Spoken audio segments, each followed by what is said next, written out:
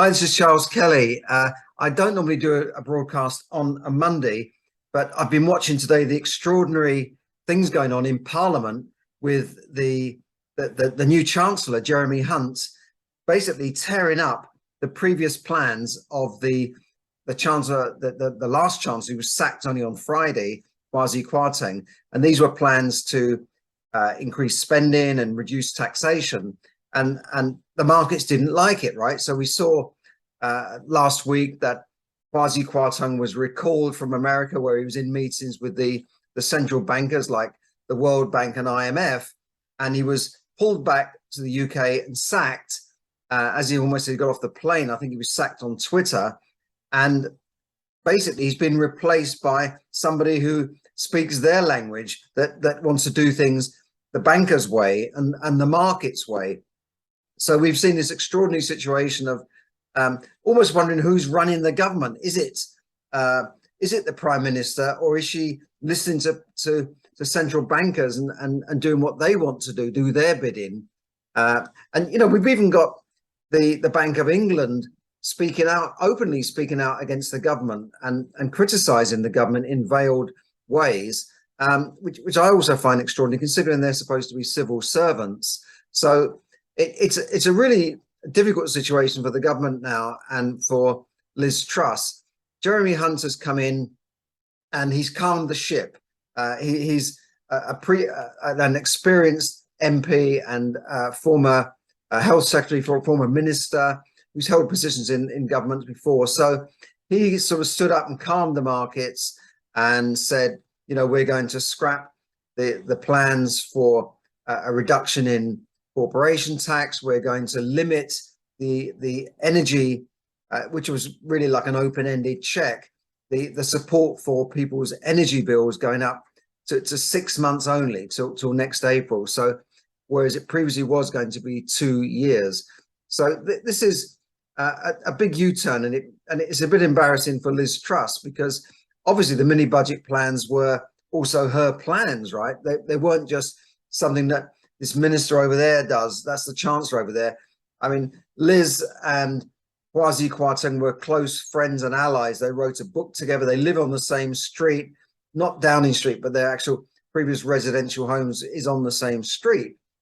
So he's out anyway. It's almost like somebody's told him, get rid of this guy. He's not speaking the same language as us. So he's gone. I mean, they brought in Jeremy Hunt, who incidentally did not support Liz Truss in the leadership campaign. He was a Rishi Sunak supporter, and I think the reason the Conservative membership wanted Liz Truss because she was going to do something different. She was going for growth. She said, we've had years of low growth, we want to go for growth now, and that means cutting taxes to encourage businesses, cutting corporation taxes, reviewing the changes to IR35, which is really a problem for many self-employed contractors who have limited companies, like IT people and so on. And I thought a lot of their measures were very good, but the markets didn't like it. The markets, who are they? Bankers, I guess, stockbrokers, markets. They didn't like it. The pound fell to almost parity with the dollar. Since then, the pound had actually gone up by about 10%.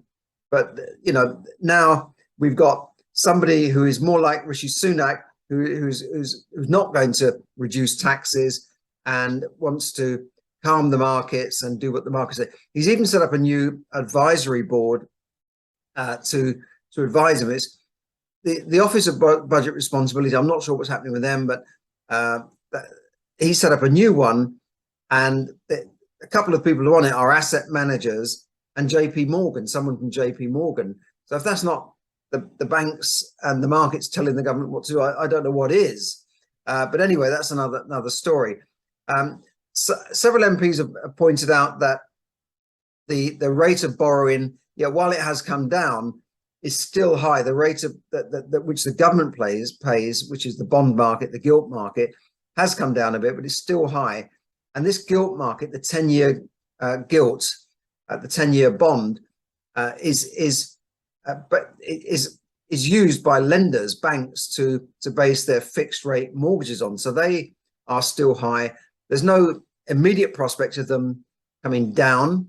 And the Bank of England has said last week that they're going to put up rates by more than expected in November. So it'd be interesting to see if rates do calm down a bit, these rate rises. But it doesn't look like rates are going to come down. And the last broadcast I did, which I put out yesterday, said that I think these high interest rates are killing the buy-to-let market as we know. Yes, you can still go out and buy a property for cash and let it out and get a yield depending on which part of the country it's in. I mean, in London, you might get 2 or 3% yield. In the north, you could get as much as 10% yield for much cheaper properties. But if you're borrowing money and you're getting, say, an average of 5% yield, but you're paying 7 or 8% on your mortgage and you're borrowing, say, 75%, it just doesn't add up. In fact, the lender wouldn't even give you 75% when the payments are. So check out my last broadcast on YouTube, and you can see how I've broken it down and said that, look, something's got to give here. Either prices are going to have to come down, or interest rates will come down, or investors are not going to invest in the market using borrowed money.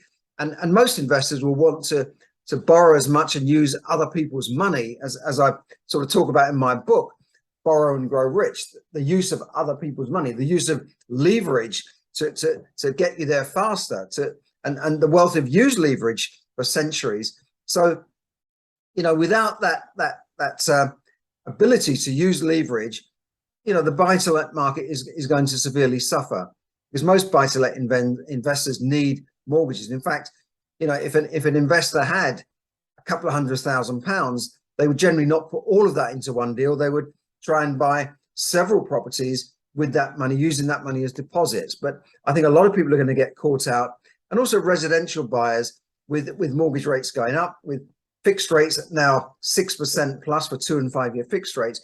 They are going to be severely limited on how much they can borrow. And that means that the market that they're looking at, the first time buyer market, will have to come down because there won't be anybody buying. So what's going to happen? Some people are forecasting a fall in property prices next year of anything, depending on how wage growth and rates and that sort of thing, of anything between 5 and 25, 30%. But we don't know how much by, because it depends on the markets. But I wouldn't be surprised if property prices in that sort of first time buyer area at the lower end of the market does come down by 10, 15% or thereabouts, So that's not exactly a market crash as such, but it will affect the market. And, if you look at the larger properties, they're not, the people buying multi-million-pound properties are not so affected by mortgage rates. And people who own those houses, many of them own it without mortgages. They're perhaps more, they're buyers that have bought several properties over the years. They may be part of this baby boomer generation that bought these properties when they're very cheap. So they haven't got to worry about expiring fixed rates as, more recent buyers will have to worry about, because when their rates expire, and the BBC said 200,000 people next year will need to change their mortgage or remortgage. So when these rates expire, people are going to get a nasty shock. Their rates are going to go up from, say, 2 to 6%. That's 300%. That's 3 times, triple the rates that they were paying before. And, their payments could go up by several £100s a month at a time when they're already struggling to meet higher food prices, energy bills, and just general inflation of everything from petrol to electricity and gas and the things that they buy every day in their own household. So that's not great news. I'm just telling you what's going on today. I can't give you any better news. But what I can say is that what everybody needs to do is get themselves financially educated. Because if you don't understand what's going on in the market, then you need to get financial education. You need to know what's going on. Then you can make the right decisions. I get questions all the time. Well, should I buy a property this year? Should I wait for next year? What should I do? Well, the answer is to get yourself educated financially. I don't mean going back to university or school, but check out some of my training, for instance. I offer free training to help you, get your finances under control and start to build real wealth in just 28 days. It's a very short program that I can offer you to really turn things around in just 28 days. So check that out on the link in the description, and then you can get yourself back on track. So if you are struggling financially, then this is something you definitely need. Anybody who is struggling financially or hasn't got any savings, and I said the other day that a quarter of people in Britain have less than £1,000 in savings. Bear in mind, we've lived through the most prosperous age in our history.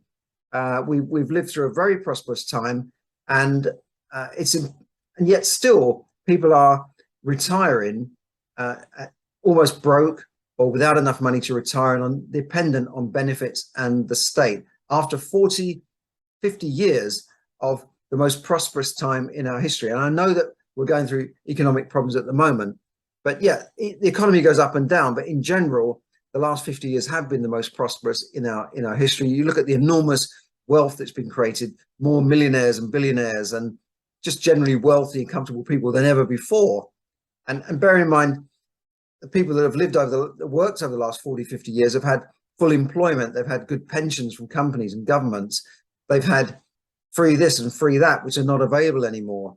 They've had relatively full employment everywhere. So, and if they're still retiring broke, it's because they're not managing their money well. So the younger people now will not have such a good run as the baby boomer generation born after the war, that have had it much better, I think, than the younger people coming into the market now. So they're the people I think they need to really get a grip on their finances and learn how to manage their finances. And that's why I'm offering my training, which I would sort of brand under Financial Education for Financial Freedom. So check that out in the link below. In the meantime, I will see you before the end of the week, unless something dramatic happens in the markets today. Thanks for listening, and bye for now. This is Charles Kelly bringing you money tips to help you save, earn, invest, accumulate, and enjoy more money. Check out that link below. Thank you.